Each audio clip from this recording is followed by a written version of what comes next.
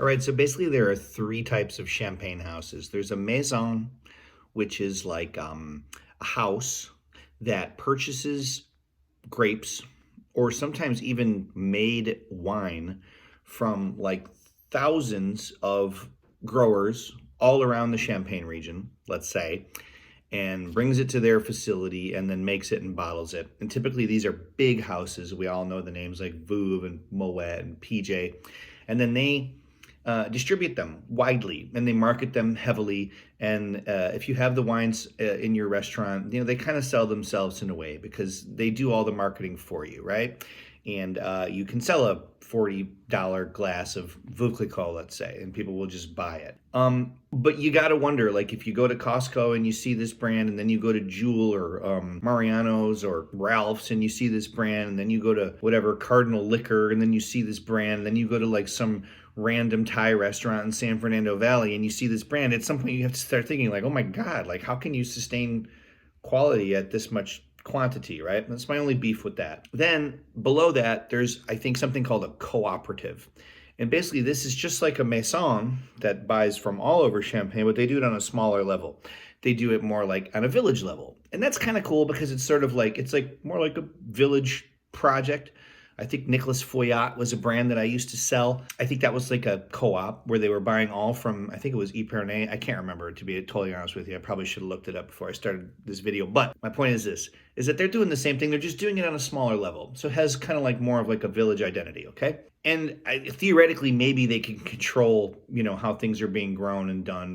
They have more control because they're closer. They maybe have a closer relationship with their grower. And then there's grower champagne, which is by far, I would say, like the most kind of Somm darling, ish category. Why? Well, because it's like an estate, it's very cool. Like when you go up to Santa Barbara and you visit a winery and you say, oh, look, there's the grapes and there's the winery and here's the tasting room. I get it, They're doing it all here. And that's kind of the great thing about grower champagne, is that it's usually the vigneron approach, where the same person or persons are growing the grapes and making the wine in a hands-on way, dealing with the weather as it happens. They have ultimate control. For me, like the most artisan and I would say best expression of specific terroir or style. You really get to see the personality of the palate of the person or persons who are growing and making the wine. And you can find these, they're widely available. Anything out of the Terry Thies portfolio, which I think is brought into America by Skurnik now. If you see these names on bottles, I think Pierre Peters, L'Allemand, Moncuy. My point is this, is that all champagne is good. I think some of it on the top production level is maybe not what I would drink, but what do I know? However, this was an amazing bottle that I drank not very recently, to be honest with you. It's been a minute, but this was a sick champagne, and I thought I should just, if I could make a recommendation, if you can find it. It's called Besserat De Bellefon. This is 100% Chardonnay, all Grand Cru grown, so only from the best vineyards, only from Grand Cru vineyards. It is a maison, it is a house, but it's a much, much smaller house than, say, like Veuve or Moet. And this was a beautiful wine. To me, it was like baby Krug, you know what I mean? It was like Krug for less than half the price.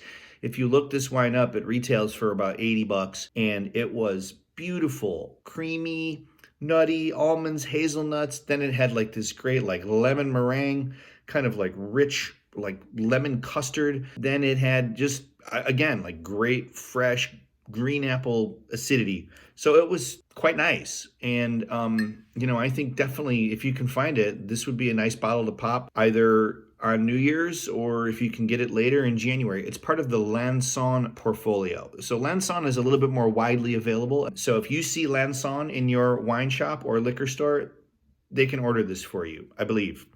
Besserat De Bellefon, Blanc de Blanc. Again, I think it's 100% Grand Cru Chardonnay. If I was rating it, which I guess I am, I would give it 96 points. I thought it was beautiful. And if you cannot afford champagne, drink cava, okay? That's my only point. But not just any cava. You want to get a good, reputable house. Same concept applies, okay? Adios, drink some sparkling wine, Merry New Year, etc. Peace, guys.